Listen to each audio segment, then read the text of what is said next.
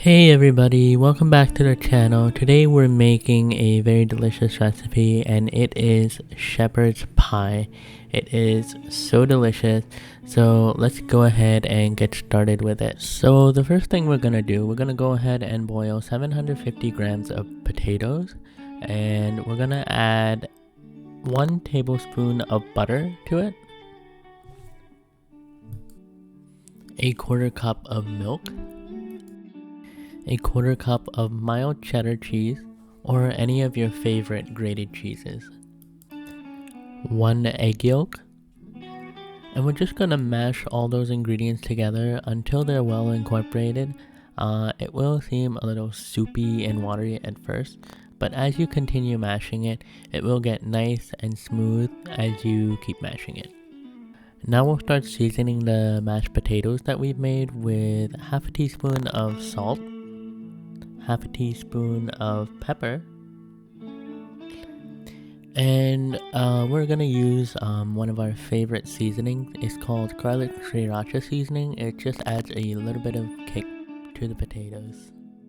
Go ahead and give it one more good mash with your potato masher, and if you want you can also use a spatula just to turn over the potatoes to make sure the seasonings are well incorporated.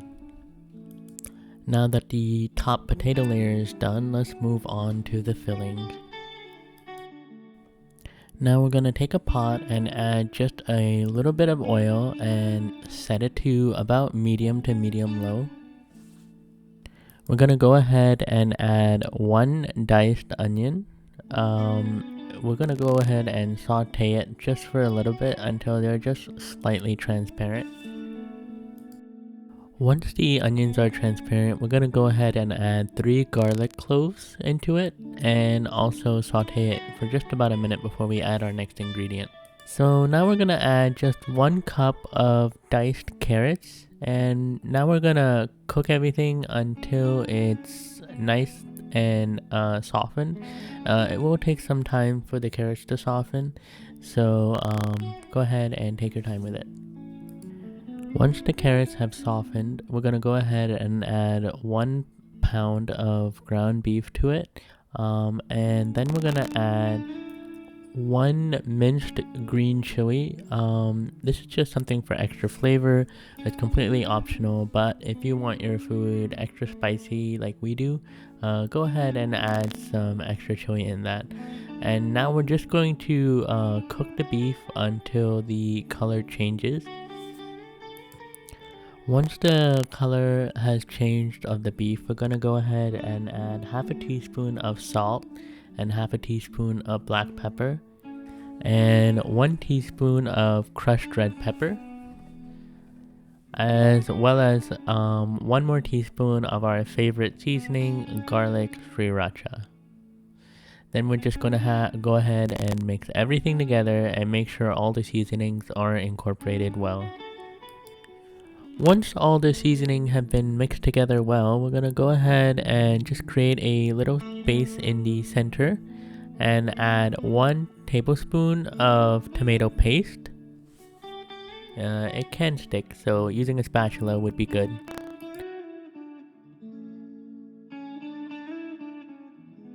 Okay, once you finally get it out, go ahead and mix the tomato paste, letting the heat kind of melt it a little bit in the center, and then you bring everything together into the meat and mix everything well from there. Once the tomato paste starts breaking down very easily, and then you give everything a good mix to make sure the tomato paste is well incorporated. Now we're gonna go ahead and add 2 tablespoons of flour and mix it very well together and keep mixing it. This will end up helping our meat act as sort of a thickener when we add 1 more ingredient to this to basically make a little soup. It will be a little bit challenging to mix, but it's no big deal. You will have a amazing shepherd's pie at the end. So now we're going to go ahead and add 1 cup of vegetable broth. If you want, you can also use chicken broth, but we prefer to use the vegetable broth. As soon as you add it, make sure you mix it really well. The meat will end up thickening the vegetable broth. You can also cook it down a bit so it does get thicker, and you'll see that you'll have a wonderful thick filling for your shepherd's pie. Now we're gonna go ahead and add 1 cup of frozen peas and just let everything cook and come together well. And what you'll see is you'll come up with this very nice thick filling to use for the inside of your pie. If you take a closer look at it, so I don't drop it, there you go. You see it's nice and thick, and we're ready to fill the pie.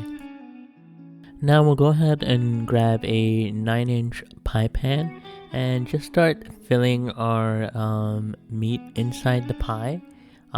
It will all fit. Just go ahead and keep scooping it in, and if it fills up a bit, you can go ahead and use the back of the spoon to flatten it out. So as you can see, all the filling filled the inside of the pie pan, so we're going to use the back of the spoon to kind of smooth everything else to give ourselves enough space for the mashed potato topper.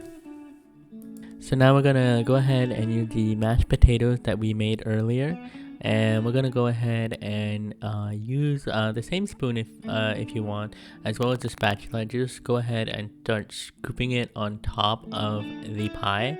The way I did it is I scooped the whole thing in these little batches like this, as you can see, and just fill the entire top of the pie before I spread it out.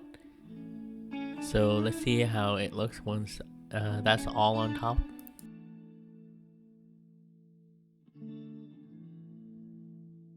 So using a spatula, you can go ahead and just spread it around just like that. The best way to do it is to spin it around, and basically just using the side of the spatula, just go ahead and spread it out just like that. So we're gonna go ahead and watch the sped up process of this so you can see how it ends up right before we put it in the oven.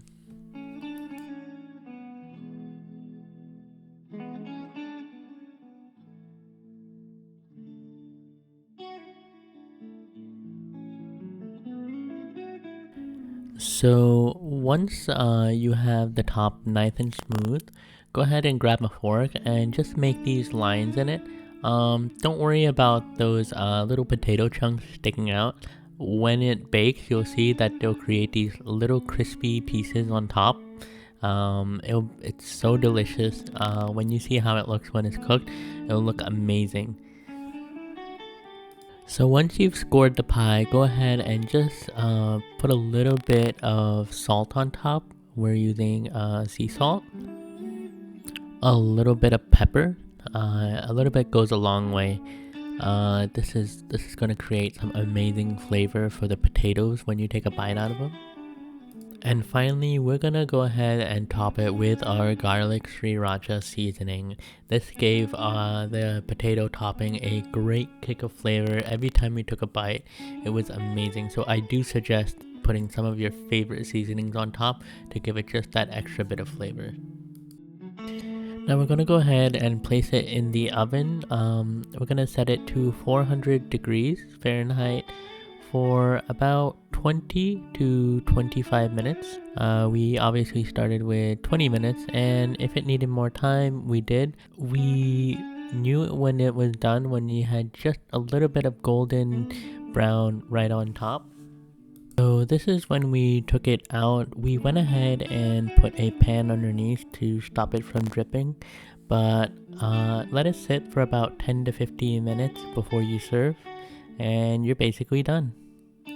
So this is how it looked when it came out of the oven. You can see all those crispy brown bits on top. It's so tasty, and it adds great color to the dish.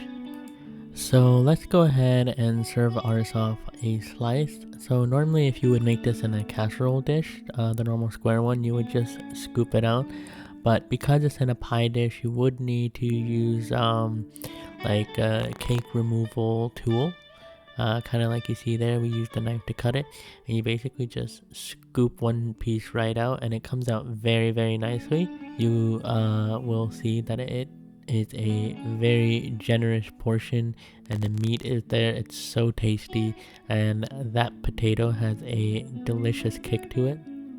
So if you want to go ahead and grab the perfect bite, just go ahead and start with a fork and go ahead and grab a little bit of the potatoes and some of the meat on the side.